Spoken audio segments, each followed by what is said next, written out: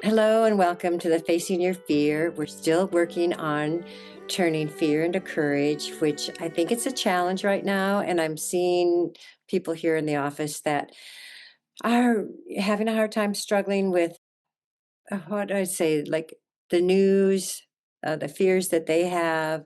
People are talking about not sleeping, relationship issues, all of those kinds of things. So, what I wanted to talk about today is that if you look at yourself and you look at what you've gone through in your life, you'll probably recognize that you've been through tough times in your life. And everything that we've gone through that's a challenge or difficult teaches us that we're so much stronger than we actually realize. And when I was doing this, I was thinking about my youngest daughter who had an eating disorder. I mean, we're talking a pretty severe one where she was down to 79 pounds. And I never lost faith in her. And right now, I'm so proud of her. She's finishing up her master's degree. She works in an eating disorder place to help others with eating disorders. And she's got her internship where she's working with clients, and she goes to school and she has a great relationship. And she turned her life around. And I do believe that those of us who believe in something have a great energy, intention, power to help others to believe in themselves.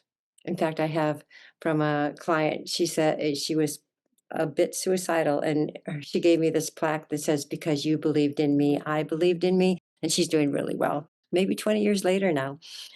So let's look at that and see what it is, the power of our intentions, the power of our energy, the power of our hearts, our souls. I think we spend a whole lot of time trying to think through problems where if we would just believe that we have been taken care of, we have made it through tough times, and that we will continue to do it. And I'm recognizing that when I'm out there in the world, whether it's when I'm hiking or walking around the neighborhood or in stores or wherever I might be, people are being very kind to each other. That's what I'm seeing. And I'm hoping that you're seeing it also. And so it helps me to actually believe that miracles are happening, that the energy of our planet has become more kind, more supportive, more compassionate, more empathetic, even in spite of what might be going on, in spite of bombs being dropped or people being deported and taken away in handcuffs and all the things that are happening. So let's look at our hearts and our souls. And I would like you to evaluate how open is your heart and soul. Is your heart and soul 100% open, which takes a lot? I think the Dalai Lama is at 100%, but I don't know about the rest of us. And if we think of different situations, like at work, how open is your heart and soul? I know I really love my work, so I feel like it's open. With your children or family, how open is your heart and soul? And because with family we have a history and there might be things we either feel guilty about or hold on to that were uncomfortable situations, we can work on opening our hearts more because we realize that most likely our families are the most important people in our lives, our partners, our families. And then think about your friends and how open are you to them?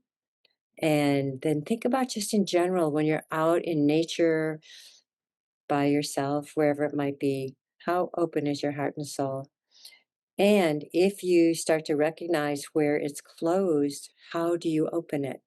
The only thing that opens a heart is love, and loving life, loving ourselves, loving even people we might not appreciate what they do. If we could send love instead of anger or hatred, it might help our world get better.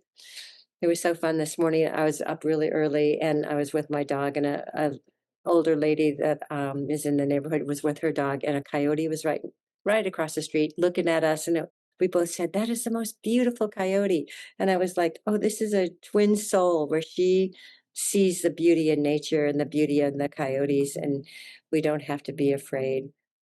He didn't bother us, we didn't bother him. If it had been more than one or two, it might have been a different story, but we were very lucky. So we're going to look at our strengths, our power of our intention. Think of an intention you'd like to create for yourself. just right now? What intention would you like? What intention would you like for your family and your loved ones?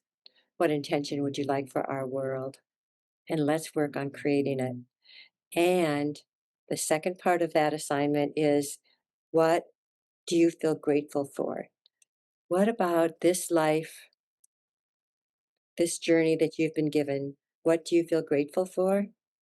Try to just think of 4 or 5 things, because there are so many wonderful things that we can feel grateful for on this planet, on this journey. And gratitude and love are the things that will change things. So our assignment is stay encouraged, stay in a sense of joy and happiness and love, and be grateful for all that you've been given so that we can create solutions, better pathways, better, what would it be? Relationships with ourselves, with our loved ones, and with the world. I always am saying now, we can do this. I'm like the cheerleader. We can do this. So let's believe it that we can, and let's see what we can create. And thank you so much for joining us. We're taking advanced steps in turning fear into courage. Thank you.